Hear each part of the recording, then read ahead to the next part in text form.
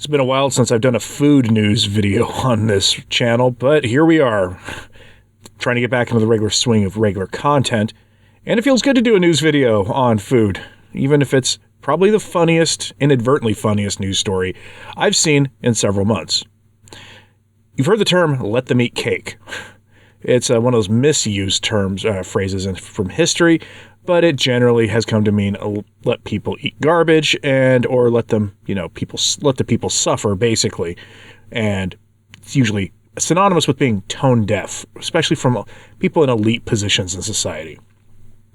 And you could use the term, you could use that phrase, really to describe the advocates for the fake meat alternatives and the people out there who advocate that we should all own absolutely nothing and will be joyful about having nothing to our name, and we should only limit ourselves to eating meat a couple of times a year, except maybe some canned tuna. You need protein. Those people, they embody that phrase, let them eat cake, because we all know that if the utopians get their way and craft a world where almost no one eats meat in order to solve some phantom problem they can't prove exists, then we will, of course, be the only ones who are forced to do it, the little people, you and I.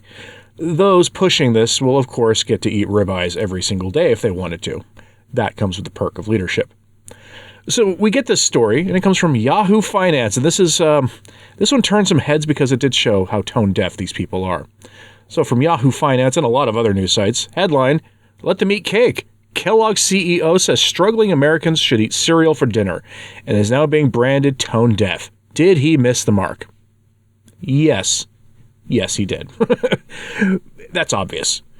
There's, you may have noticed in the last few years, this turn against those in positions of authority in the culture more broadly. That's why carnivore diet exists, because it flies right in the face of all the people who push this narrative that, meat is bad, that you should just eat basically garbage and maybe a little bit of exercise and you'll be fine. It'll be okay. Processed foods are good. The carnivore diet is the ultimate sort of diet for those people who reject a lot of the authority figures out there at this time and their narratives. There's clearly there's clearly a thread within the carnivore community that fits that description of it. And this guy from Kellogg's gives you a perfect example of why the carnivore diet thrives, at least the political aspects of it thrive so well, because cereal is struggle food. It really is. For an adult, little kids eat this stuff because all they want is sugar. Once you give a kid sugar, that's all they want. And ask any parent what happens after you give kids donuts on a semi-regular basis. That's all they want to eat. That's why it's advised in these circles to, if you're not going to put them on a carnivore diet, at least put them on a whole foods diet and keep the sugars away from them. But as an adult, cereal is struggle food. Not necessarily in the morning. I mean, I guess it is. Once you've discovered a whole foods carnivore diet, yeah, it is a struggle food. But if you're an adult sitting there eating cereal for dinner and not because you just want some cereal, you have this weird hankering for cereal when you've got actual food in the refrigerator and you decide you're just going to make a bad life choice. But when you're in a position where that's kind of all you can afford to eat, which Kellogg's isn't even the cheapest stuff. If you walk down the cereal aisle lately, carnivores don't have a good reason to walk down a cereal aisle usually, except that some grocery stores, that's where they stock the coffee also. But you should walk down that aisle sometime and take a look at the prices. It's stupid how expensive this stuff has gotten, and Kellogg's stands to gain from it. But Kellogg's isn't the most affordable of these cereals either. It's not. There are many, many generic brands of cereal that compete in that space for that money. And Kellogg's ain't getting the money from people who are struggling. They're not going to, because who wants to spend $5 or $6 for a box of Cinnamon Toast Crunch or whatever it is that he's advocating you buy? But this is the thinking that goes along with the advocates for plant-based diets. Just eat whatever cheap slop we can give you and it'll be fine. Even though a lot of these cheaper foods, these plant-based foods, aren't actually all that much cheaper. Have you actually looked at a bag of quinoa, what that costs? Have you looked at how much it would actually cost to eat anything more than beans and rice? They tell you remember the old lie that beans and rice are super protein, competes completely with meat. It's actually a better complete protein than meat. You remember that old lie?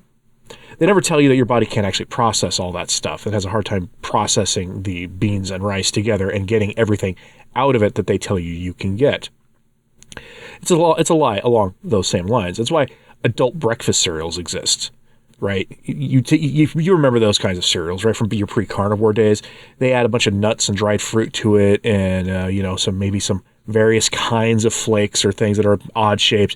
They're not bright colored, but they tout how healthy they are. But then you look at the nutrition label, you look at the amount of sugar in them, and then you compare them to Fruit Loops, and oh wow, look, they're basically the same thing. That's what we're dealing with here. It's the same lie that they want to promote. And instead of actually addressing the underlying problems right now, which are inflation and a food infrastructure system that is old, that's why a lot of those food factories the last few years had catastrophic accidents, burning to the ground or whatever, is because those buildings were a century old. Instead of addressing that kind of underlying infrastructure problem and economic problems and really terrible decision making coming out of at least the United States' capital for many, many years now, let them eat cereal. Remember, keep that in mind. From this article, quote, Kellogg CEO Gary Pilnick has offered a controversial solution for cash-strapped families who are struggling to afford their grocery bills. Just eat cereal for dinner. The cereal category has always been quite affordable, and it tends to be a great destination when consumers are under pressure, Pilnick said in an interview with CNBC now a couple of weeks ago. If you think about the cost of cereal for a family versus what they might otherwise do, that's going to be much more affordable. Pilnick was on the show to discuss Americans spending 11.3% of their disposable income on food, the highest level in more than 3 decades. Seemingly aware of the sour taste the device may leave in Americans' mouth, host Carl Quintanilla asked the Kellogg's boss if telling people to eat cereal for dinner could land the wrong way. But Pilnick assured him it's landing really well right now. Social media quickly refuted that statement. Pilnick's comments sparked a backlash online, with Americans branding the rich CEO tone deaf to the nation's economic hardship. One TikTok user went so far as to say, "This is Kellogg's version of let them eat cake," using a phrase often attributed to the last Queen of France, Marie Antoinette, who was deemed blind to the poverty of her subjects. Does he deserve this criticism?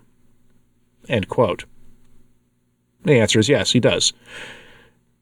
The problem here is inflation, irresponsible spending by the government, and just printing money. A lot of people immediately think back to a lot of that money they were giving out in 2021. The government was. That's like a drop in the bucket compared to compared to the money they were giving out those days. The checks you and I got in the mail or direct deposited were a drop in the bucket compared to a lot of the money being given out to big businesses and to banks back in those days. Enormous amounts of money were put into circulation with the aim of trying to prevent an economic catastrophe from happening. But now we have quote-unquote 8% inflation because of it. And I say quote-unquote because your grocery bill has gone up 20%, 30%, more depending on the product you buy. Fuel is up a lot since those days. I mean, you start staggering these costs. Meanwhile, we are told that to deal with the consequences of it, we just should go and buy presumably a box of Kellogg's Raisin Bran to have for dinner. You think this guy's tone deaf? Or do you think this is the legit option for people? I'm asking a loaded question here to a carnivore and ketogenic audience, but let me know what you think about this story in the comments, please. Let me know if you've seen other kinds of statements like this from people in positions of power who should know better than to give this kind of nonsensical advice to people. Let me know in the comments what you think about all this, though, and hit like and subscribe if you haven't. It does help. So sharing this on social media, that helps too. I'm Anthony Stine, the Practical Carnivore, and thanks for your time today.